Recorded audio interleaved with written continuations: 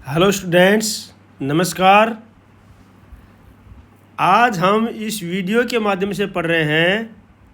ये क्या है, पढ़ तो आप चुके हैं, आप लोग अपनी अपनी क्लास में पढ़ चुके हैं जो स्टूडेंट्स रेगुलर हैं। फिर भी ये वीडियो मैं रिवीजन के लिए बना रहा हूँ और ये सभी स्टूडेंट्स के लिए कंपलसरी नहीं है कि आप अपने पेरेंट्स को ये उनके लिए ज़बरदस्ती करें कि भाई हमें फ़ोन दो और हम वीडियो देखेंगे। जो स्टूडेंट्स आराम से, जिनके पेरेंट्स अपने सामने आपको दिखा सकते हैं, तो आप इसको पढ़ सकते हैं, अन्यथा आपको चैप्टर तो क्लास में पढ़ाया ही गया है। फिर भी रिवीजन के लिए बहुत इंपॉर्टेंट पॉइंट है, बहुत जल्दी आपको ये याद हो जाएगा अगर आप इसका रिवीजन कर लेंगे तो स्टूडेंट्स, ज़्यादा समय बर्बाद नहीं करता हूँ मैं आपका। आज जो हम पढ़ रहे हैं वो पढ़ रहे हैं political science class 10th। Political science class 10th का जो CBSE का चैप्टर नंबर 4 है ये, और चैप्टर का नाम है gender, religion and caste. Gender, religion और कास्ट, लिंग, धर्म और जाति।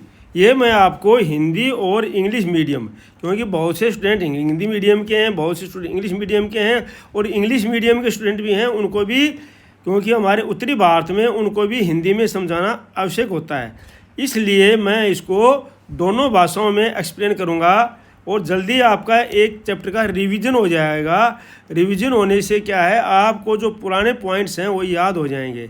और स्टूडेंट्स, अभी ये चैनल मैंने स्पेशल आप लोगों के रिवीजन के लिए ही नया बनाया है, नहीं तो मैं पुराने चैनल में बच्चों को पढ़ा रहा हूँ, उसमें डिस्टर्बेंस आपको नहीं करता हूँ ताकि आपके पास फालतू के वीडियो ना जाएं।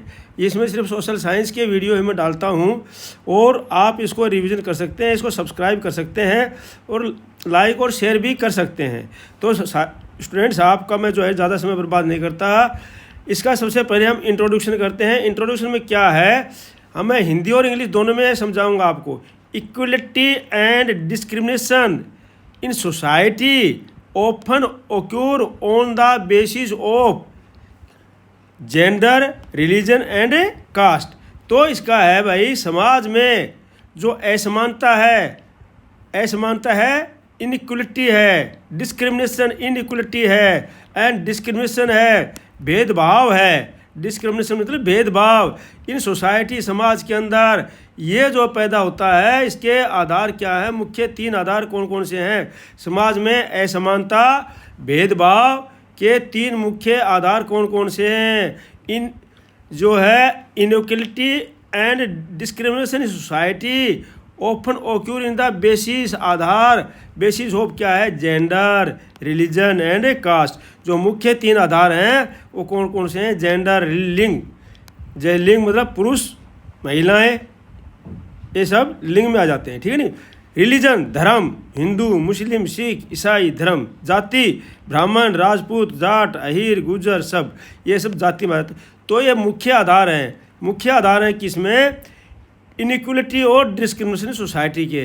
ये जो है जेंडर, रिलीजन एंड कास्ट जो है, ये जेंडर, रिलीजन, कास्ट, लिंग, धर्म और जाति जो है, इसके असमानता और भेदभाव के मुख्य, इनइक्वलिटी और डिस्क्रिमिनेशन के मुख्य 3 occur हैं सोसाइटी के अंदर, 3 आधार हैं सोसाइटी के अंदर। इस प्रकार से हिंदी और इंग्लिश में आप दोनों अच्छी तरह से समझ लीजिए कि भाई हमारे समाज में असमानता और भेदभाव की 3 मुख्य आधार हैं। कौन कौन से हैं, जेंडर, रिलीजन और कास्ट, लिंग, धर्म और जाति। मेरे ख्याल से आपको अच्छी तरह से समझ में आ गया होगा कि भाई इनइक्वलिटी और डिस्क्रिमिनेशन के सोसाइटी के अंदर जो मेन चीज़ है, बेस है, वो है 3, जेंडर, रिलीजन और कास्ट।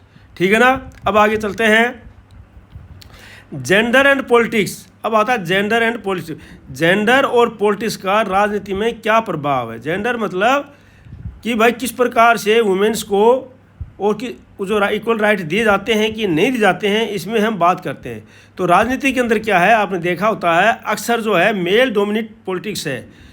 ज़्यादा आप लोकसभा में भी देखेंगे, राज्यसभा में भी देखेंगे, ज़्यादातर जो है पुरुष ही होते हैं। इसमें वुमेन्स का सीटें और वुमेन्स का जगह बहुत कम होता है। फिर भी पंचायती राज के अंदर इसको ज़रूर कर दिया गया है, लेकिन आप देखते हैं कि महिला सरपंच बन जाती है, लेकिन कार्य जो है जेंडर ही करता है, उनका हस्बैंड ही काम करता रहता है इधर उधर जाते हुए। तो हम देखते हैं वह womens were denied equal right for a long time. आपको पता है कि राजनीति के अंदर, पॉलिटिक्स के अंदर वुमेन्स को जो है, पॉलिटिक्स के अंदर जो है महिलाओं को जो है लंबे समय तक समान अधिकार नहीं मिले हैं। मतलब जो है वुमेन्स जो है वह डिनाइड की गई हैं, वुमेन्स वर डिनाइड, वुमेन्स को डिनाइड किया गया है, नकारा गया है। किस लिए? इक्वल राइट देने के लिए, बहुत से फॉर ए लॉन्ग टाइम, लंबे समय से वुमेन्स को इक्वल राइट देने के लिए उनको नकारा गया है, मना किया गया है, डिनाइड किया गया है। हिंदी वालों के लिए है, महिलाओं को लंबे समय तक समान अधिकार नहीं मिले हैं। पॉलिटिक्स में महिलाओं को काफ़ी समय तक महिलाओं को बराबर इक्वल राइट, समान अधिकार नहीं मिले हैं। अब जो है नंबर 2 अगला पॉइंट है इसके अंदर, जेंडर एंड पॉलिटिक्स में low participation of the women in politics.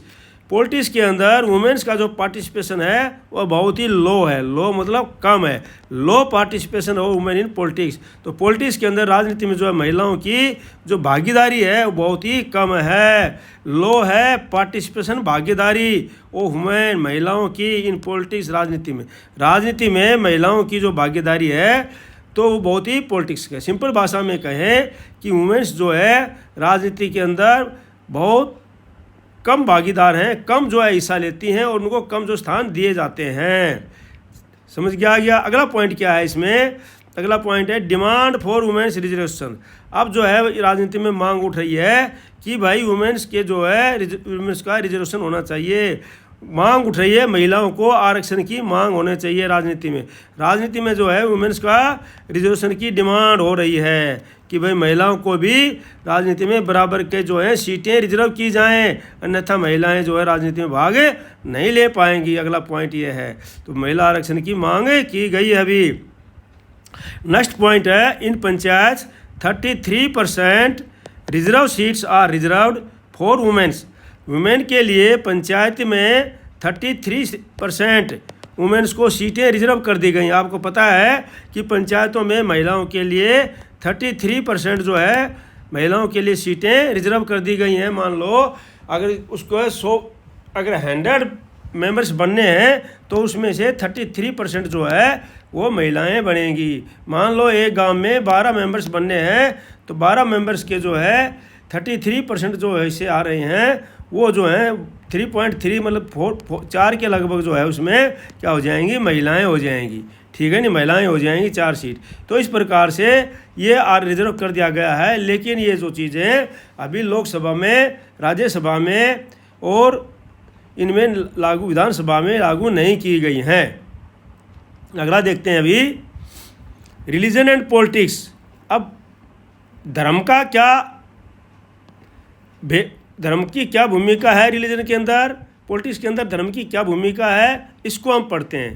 तो अब पढ़ते हैं कि भाई India is a secular state. Secular state का आपको पता है कि धर्मनिरपेक्ष राज्य। भारत जो है एक धर्मनिरपेक्ष राज्य है। भारत एक धर्मनिरपेक्ष राज्य है, सेकुलर स्टेट है।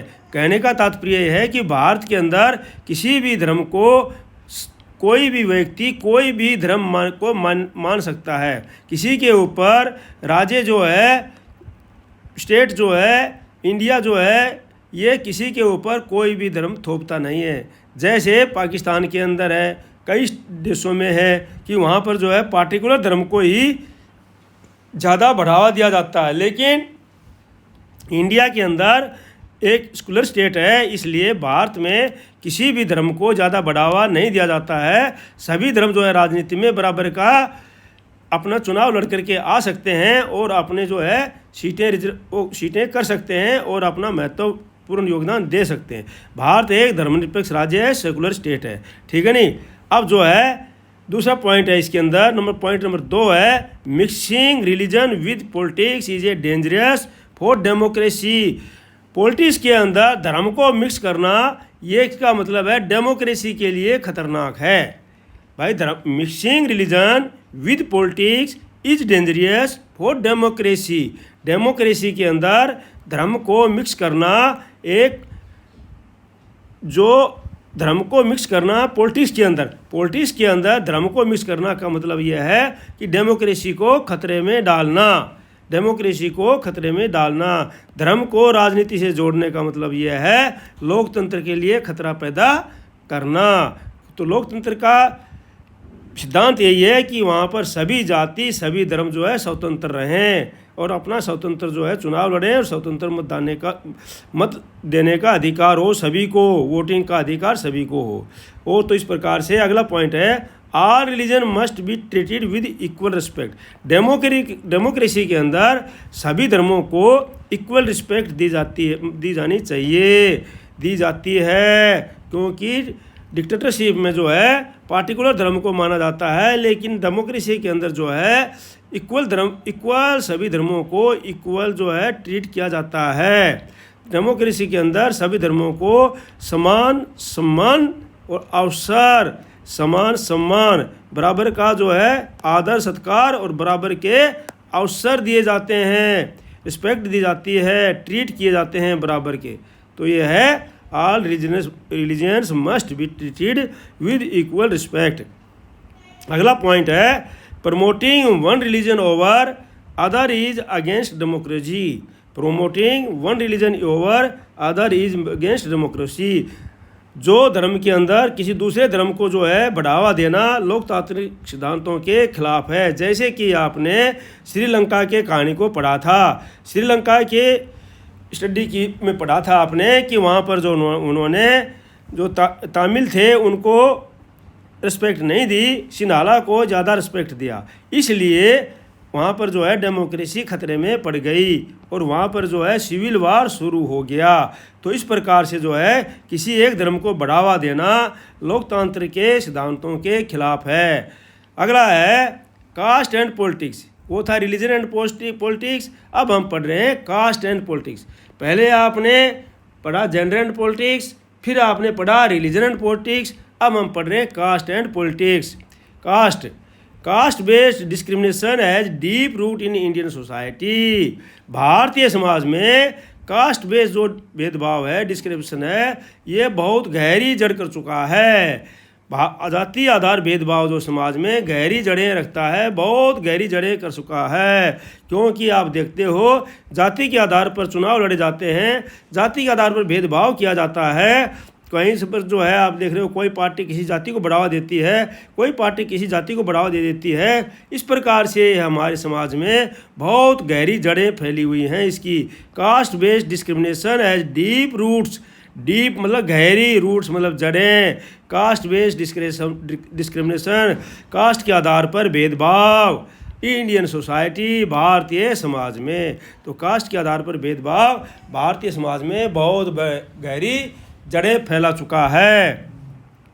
अगला पॉइंट है caste plays a major role in election and politics. Election और पॉलिटिक्स में कास्ट जो है एक बहुत बड़ा अहम रोल निभाती है। आपने देखते हो कि कास्ट के आधार पर लोग वोट मांगते हैं, कास्ट के आधार पर लोग जो है उनका चुनाव करते हैं, कास्ट के आधार पर जो है चाहे कोई अच्छा उस कास्ट का नेता चाहे वो करप्ट ही क्यों न हो, लोग कास्ट के आधार पर वोट डाल देते हैं। और पार्टियां भी देखती हैं कि किस इलाके में कौन सी कास्ट डोमिनेट है, ज़्यादा है, बहुमत में है, तो उसी कास्ट के नेता को वहाँ पर पार्टियां टिकट देती हैं ताकि वो जीत करके आ जाएगा। तो इसलिए राजनीति में जाति का बहुत बड़ा प्रभाव है, बहुत बड़ा प्रभाव है इसमें जाति का। राजनीति में आप देखते हो कि भाई जो है कास्ट के आधार पर जो है एक अच्छा नेता है, अगर उसके कास्ट के लोग ज़्यादा नहीं हैं उसके कंस्टिट्यूंसी में, तो उसको वो हार जाता है। और कोई एक ऐसा नेता जो अच्छा नहीं है, काम भी नहीं करता जनता के लिए, लेकिन कास्ट के आधार पर वो जीत जाता है। अगला है democracy has given opportunities to the backward class. अब जो है डेमोक्रेसी जो है पिछड़ी हुई जातियों को एक अच्छा अपॉर्चुनिटी देती है राजनीति के अंदर। लोकतंत्र ने पिछड़े वर्गों को एक अच्छा अवसर दिया है, अच्छा अपॉर्चुनिटी मतलब अवसर। डेमोक्रेसी राजनीति आपको पता ही है, बैकवर्ड कास्ट जो है पिछड़ी हुई जातियों को ये अच्छा अवसर दिया है, क्योंकि इसमें सीटें रिजर्व करके और इसके अंदर जो है अच्छे तरह से उसके अंदर उनको अच्छा चुनाव लड़ने के लिए अच्छा अवसर दिया गया है। Reservation policy provides reservation to Dalit and OBC. और जो रिजर्वेशन पॉलिसी है इससे दलित और ओबीसी को भी चुनाव लड़ने का, सरपंच पंच बनने का, ऊपर जाने का, एमएलए एमपी बनने का जो है अच्छा मौका मिल जाता है। आरक्षण नीति से दलितों और पिछड़े वर्गों को प्रतिनिधित्व मिल जाता है। बिल्कुल सही बात है स्टूडेंट्स, आपको अच्छी तरह समझ में आ रहा होगा। अब अगला चलते हैं, positive impact of caste in politics. ये था नेगेटिव इम्पैक्ट, ठीक है ना, जो था ये तो कास्ट एंड पॉलिटिक्स था, लेकिन उसमें कुछ नेगेटिव आगे बताऊंगा मैं। ये तो एक उनका इम्पैक्ट था कास्ट एंड पॉलिटिक्स में, किस प्रकार से मैंने बताया। अब मैं आपको बताता हूँ कि इसके पॉजिटिव इम्पैक्ट भी होते हैं कास्ट के अंदर। सकारात्मक जो प्रभाव है positive impact of caste politics में, सकारात्मक भी प्रभाव पड़ता है उसमें। तो वो क्या है, backward classes get a political recognisation, क्योंकि इससे जो है पिछड़ी हुई जातियां हैं उनको पहचान मिलती है और उनके नेता भी ऊपर उठते हैं। तो ये एक पॉजिटिव इम्पैक्ट है कास्ट का पॉलिटिक्स में। दूसरा है participation of all communities increases, और इससे क्या है, रिजर्वेशन होने से सभी जातियों को राजनीति में भागीदारी मिलती है। आप देखते हैं कि कभी भी गांव का सरपंच है, कभी किसी जाति का रिजर्वेशन आ जाता है तो उस जाति का सरपंच आराम से जो है बन जाता है, या जो मेंबर हैं या उसके जो सदस्य हैं वो पंच हैं, वो भी जो रिजर्वेशन के कारण उस जाति के ऊपर आकर के उसमें भागीदारी बन जाते हैं। तो ये जो है एक पॉजिटिव इम्पैक्ट है। पॉलिटिक्स बिकेम मोर इंक्लूसिव, और जो राजनीति है ये बहुत ही अच्छा इसके अंदर समावेशी हो जाती है, इंक्लूसिव हो जाता है, समावेश हो जाता है, सभी जातियों को हिस्सेदारी मिल जाती है। तो ये भी एक पॉजिटिव इम्पैक्ट है। तो पॉजिटिव इम्पैक्ट आता है तो इस प्रकार से आपने लिख देना है। अब आते हैं कुछ इसके नेगेटिव इम्पैक्ट भी, तो हम पढ़ते हैं इसके negative impact of caste in politics. अब क्या है नेगेटिव इम्पैक्ट, क्या है इसमें, election are open fought on the caste lines. क्या है कि चुनाव जो है जाति के आधार पर लड़े जाते हैं, ना कि योग्यता के आधार पर। मान लो कोई 3 जो कैंडिडेट खड़े हुए हैं, उनमें 2 कैंडिडेट हैं वो अच्छे हैं, लेकिन उनकी जाति के लोग वहाँ पर नहीं हैं, और एक कैंडिडेट है वो उनसे बेटर नहीं है, लेकिन जाति के आधार पर वो उनके वोट ज़्यादा हैं। तो लोग जो है ये नहीं देखते हैं कि वो कैंडिडेट अच्छे हैं हम उसको वोट दें, बल्कि लोग ये देखते हैं कि ये हमारी जाति का है हम इसको वोट दे देते हैं।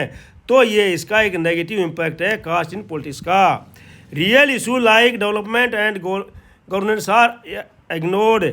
अब जो है जो मुख्य मुद्दे हैं जो डेवलपमेंट करने के, उनको जो है इग्नोर किया जाता है, अनदेखा कर दिया जाता है, और जाति को बढ़ावा दे दिया जाता है, और जाति के आधार पर जो है चुनाव लड़े जाते हैं। असली मुद्दे जो है पीछे छूट जाते हैं। और क्या है, division and discrimination in society increases, और सोसाइटी के अंदर जो बंटवारा है, भेदभाव है, ये ज़्यादा बढ़ जाता है, क्योंकि कास्ट के आधार पर समाज में फूट और भेदभाव जो है ज़्यादा बढ़ सकता है। इसलिए डिवीज़न एंड डिस्क्रिमिनेशन सोसाइटी बढ़ता है तो ज़्यादा बढ़ जाता है।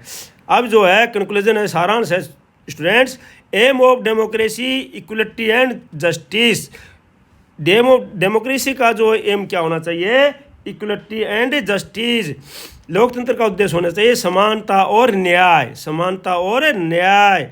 Gender, religion, caste must be addressed positively in politics. जो जेंडर है, रिलीजन है और कास्ट को सकारात्मक तरीके से राजनीति में शामिल करना जरूरी है। लिंग, धर्म और जाति को सकारात्मक तरीके से राजनीति में शामिल करना जरूरी है, तभी समाज में समानता और सद्भाव कायम होगा। Only then can society become equal and harmonious. तो इस प्रकार से स्टूडेंट्स जो है आपको जो है ये चैप्टर मैंने पढ़ाया है, ये सिर्फ रिवीजन कराने के लिए हिंदी और इंग्लिश मीडियम दोनों के लिए है। जो स्टूडेंट्स इनको पढ़ना चाहें पढ़ सकते हैं, किसी के लिए भी ज़बरदस्ती नहीं है, क्योंकि क्लास के अंदर आपको टीचर्स अच्छी तरह पढ़ा चुके होंगे और मैं भी जो क्लास में अच्छी तरह से पढ़ा दिया हूँ।